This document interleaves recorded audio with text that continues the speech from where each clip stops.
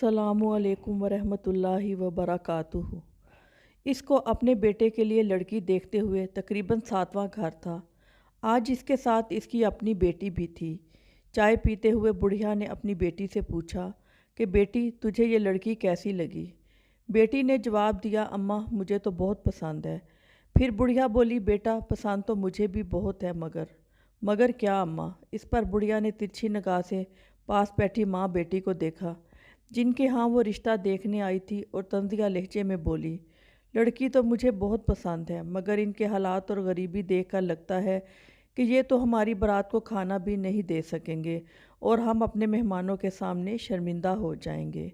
मैं अपने रिश्तेदारों को कैसे बताऊंगी कि ये हमारे नए रिश्तेदार हैं। इतना कहकर वो बुढ़िया अपनी बेटी से बोली, उठो चलें बेटा, ये हमारे स्टेटस के नहीं हैं।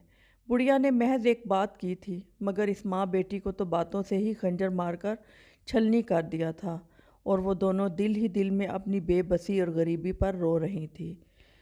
बुढ़िया सदियों याद रहने वाली बातें बड़े धीमे लहजे में सुनाकर चली गई थी। वक्त गुजरता गया। आज इस बुढ़िया को मैंने सालों बाद फ़ोन किया, मगर आज गुड़िया के लहजे में तंज नहीं था। आज वो शोहरत वाला लहजा नहीं था। आज गरूर खाक में मिल गया था। मैंने पूछा, बड़ी बी आज बड़ी उदास लग रही हैं। आपको बेटे के लिए अच्छे ख़ानदान की बहू तो मिल गई ना, जिन्होंने बारात को अच्छा खाना दिया हो। इतना कहना था तो इसकी ज़ुबान जैसे गंग होकर रह गई। आज इसकी सिसकियां निकल रही थीं।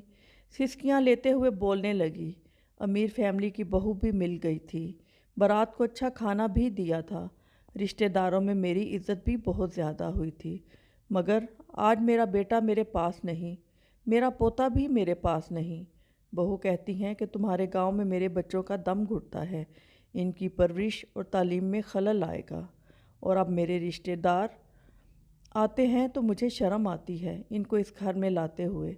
वो मेरे बेटे को लेकर बड़े शहर चली गई है और अब तो मेरा बेटा फ़ोन भी नहीं करता। मैं तरस चाहती हूँ कि अपने बेटे को देखूँ और पोते को देखूँ, मगर वो तो सालों बाद भी नहीं आते।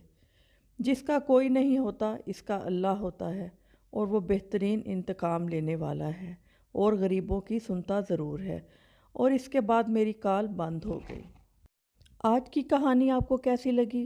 पसंद आई हो तो लाइक कीजिएगा और बहुत सी अच्छी अच्छी कहानियाँ सुनने के लिए चैनल को सब्सक्राइब भी कीजिएगा। बहुत शुक्रिया। अल्लाह हाफिज़।